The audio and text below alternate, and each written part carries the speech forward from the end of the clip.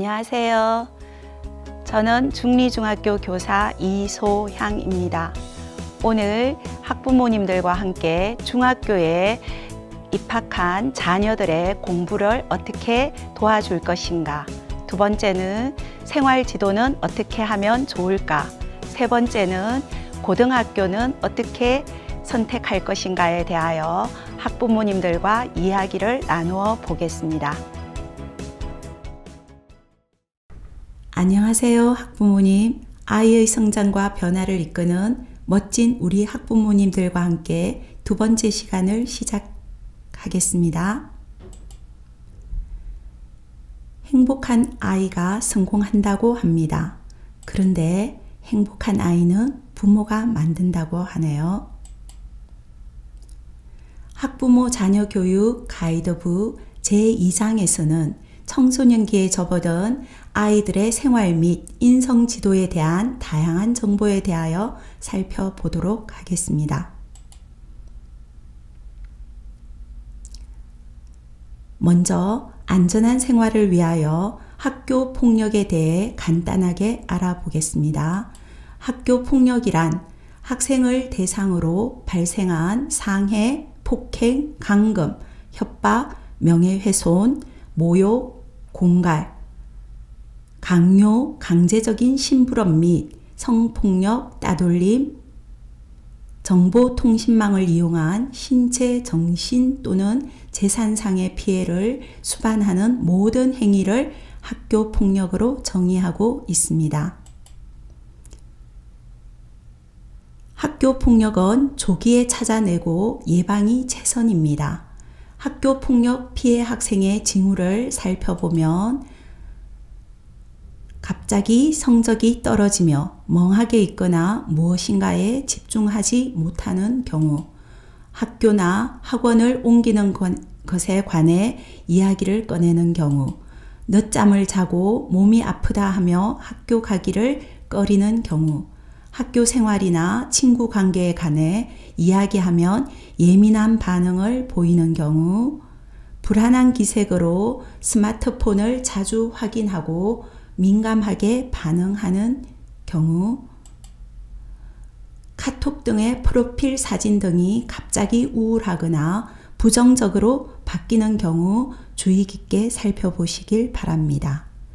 반면 학교 폭력의 가해 학생의 징후로는 성미가 급하고 충동적이며 공격적이거나 평소 욕설 및 친구를 비하하는 표현을 자주 하거나 기가 시간이 늦거나 불규칙할 때, 폭력과 장난을 구별하지 못하여 갈등 상황에 자주 노출되는 경우, 자신의 문제 행동에 대해서 이유와 핑계가 많을 경우에는 가해 학생에 잘 살펴보아야 합니다.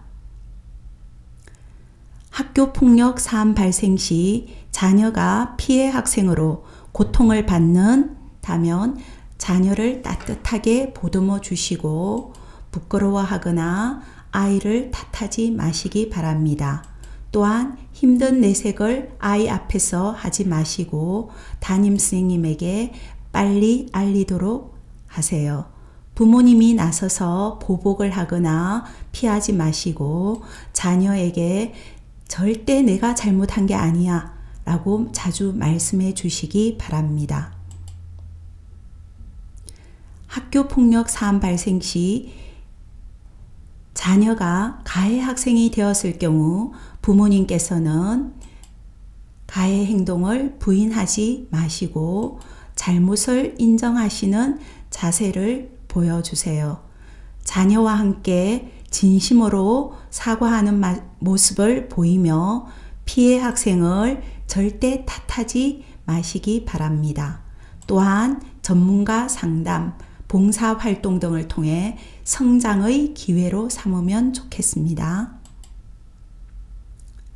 학교 폭력이 일어났을 때 학생들은 흔히 장난으로 그랬다고 합니다. 자녀들에게 다음 사항을 자주 알려주시어 학교 폭력이 일어나지 않도록 미리 예방합시다.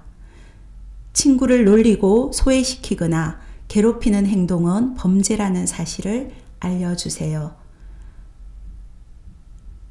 학교나 친구 관계에 대해서 대화하는 시간을 갖도록 합니다. 무슨 일이 있으면 꼭 엄마 아빠한테 얘기해. 우리는 항상 내 편이란다 라고 자주 이야기해 주세요. 또한 학교 폭력을 목격하거나 알았을 땐 선생님이나 부모님에게 꼭 이야기하도록 당부드립니다. 다음은 요즘 많이 일어나는 사이버 폭력에 대해 살펴보겠습니다. 사이버 폭력이란 메신저, 휴대전화, 인터넷 등 사이버 공간을 중심으로 특정인을 해할 목적으로 의도적이고 지속적으로 괴롭히는 행위를 말합니다. 사이버 폭력이 위험한 이유는 대면하지 않고 자신을 숨긴 채 엄밀하게 발생하기 때문이며, 둘째, 언제 어디서나 위험에 쉽게 노출된다는 점입니다. 또한 익명성을 이용하여 많은 가해자가 손쉽게 폭력 행위에 가담을 하기도 하고, 피해자의 고통을 눈으로 직접 확인하기 어려워 가해 행위를 한다는 의식이 매우 낮기 때문입니다. 학부모님께서는 사이버 폭력을 미리 차단하기 위하여 자녀에게 온라인상에서 글을 쓸 때는 항상 신중하게 생각하고 쓸 것을 당부드리며, 상대방의 입장에서 생각하기, 주변 사람들의 영향에 휩쓸리지 않기, 개인정보는 최소한으로 공개하기, 정직하고 당당하게 사이버상에서 활동하기, 확신할 수 없는 정보는 무시하기, 온라인 모임이 오프라인 만남으로 이어지지 않도록 지도해 주시기 바랍니다. 다음은 아동학대 예방교육에 대하여 살펴보겠습니다.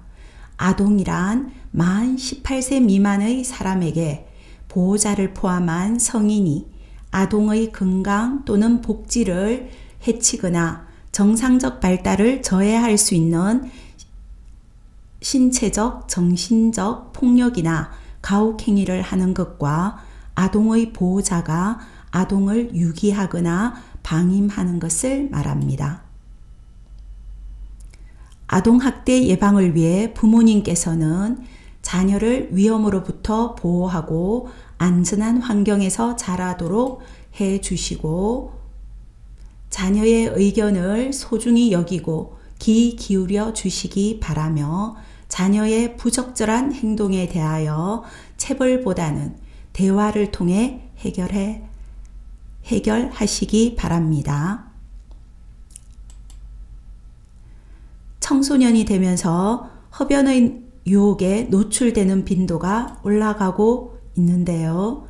통계 자료를 보면 중고등학생의 흡연율이 6.7%로 매년 상승하고 있으며, 청소년의 흡연 시작 이유가 단순한 호기심, 친구 또는 선배의 권유 등으로 나타나고 있습니다. 자녀가 흡연을 하는지 알 수 있는 대표적인 행동으로는 이유 없이 껌을 자주 씹는다거나 밤중에 자주 나갔다가 들어온다든지 평상시에와 다르게 고개를 돌리고 말한다거나 가능한 한 입을 적게 벌리고 말을 안 하려고 하는 경우 등을 의심해 볼 수 있습니다. 자녀의 흡연을 예방하기 위해서는 집안에 담배와 관련된 제품이 보이지 않도록 치워주시기 바랍니다. 또한 청소년기의 흡연을 경험한 대부분의 성인들이 그들이 상상했던 것보다 훨씬 어렵게 금연을 시도하고 있다는 사실을 설명해 주시기 바랍니다. 또한 비흡연자로 사는 것의 장점에 관해 대화를 깊이 있게 나누어 주시기 바랍니다. 청소년기는 급격한 신체적, 정신적, 사회적 변화와 성장이 일어나는 시기로 많은 불안과 스트레스에 직면하게 됩니다. 적당한 스트레스는 생활에 활력을 주고 생산성과 창의력을 높일 수 있지만 과도한 스트레스는 신체적, 정신적 질병으로 발전할 수도 있습니다. 청소년들의 고민거리와 가장 큰 스트레스는 공부와 관련된 부분이고 다음으로는 외모 순으로 나타났습니다. 이러한 스트레스 해소를 하기 위하여 제일 좋은 것은 운동입니다. 운동은 심리적 압박감과 긴장감을 감소시키면서 스트레스와 관련된 호르몬 조절을 돕습니다. 두 번째는 건강한 식습관을 유지하고 충분한 수면과 규칙적인 생활이 삶의 활력을 되찾아 줍니다. 우리는 때때로 지나치게 많은 것을 생각하고 일어나지 않은 일에 대해 미리 상상하면서 스트레스를 키우기도 합니다. 잠깐이라도 아무 생각 없이 편하게 있는 것이 가장 좋은 스트레스 해소법이 될 수도 있습니다. 우리나라 만 3세 이상 국민 10명 중 9명이 스마트폰을 보유하고 있으며 스마트폰 이용자 10명 중 2명이 과의존 위험 상태이며 중학생은 34.1%가 스마트폰 과의존 위험군에 속한다고 합니다. 스마트폰 과의존이란 스마트폰 이용에 대한 자율적 조절 능력이 감소하여 신체적, 심리적, 사회적으로 부정적인 결과를 경험하는 상태를 말합니다.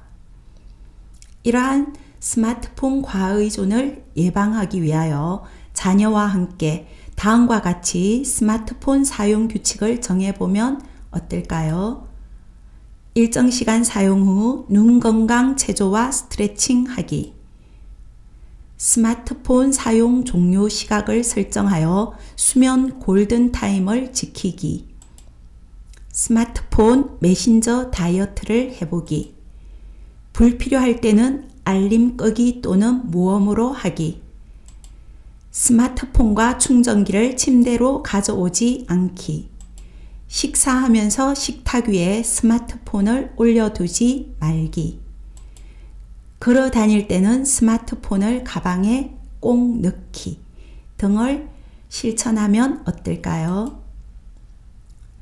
청소년기는 신체적, 정신적, 사회적 인간관계 맺기에서도 큰 변화를 겪는 시기인데요.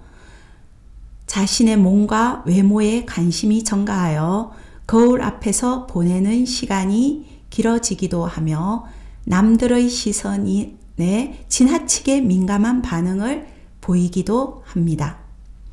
또한 친구와의 결속력이 강해지고 이성에 대한 관심과 호감이 증가하며 타 집단에 대해 배타성을 나타내기도 하고 또래 집단과의 소속감을 부모와의 관계보다 더 중시하기도 합니다. 정서적으로는 정체감 혼란을 경험하는 시기이며 부모나 기성세대와 갈등을 일으키기 쉬우며 독립적이고 주체적으로 자신을 찾으려고 노력합니다. 성에 관련된 욕구와 갈등으로 인해 많은 고민을 하기도 합니다.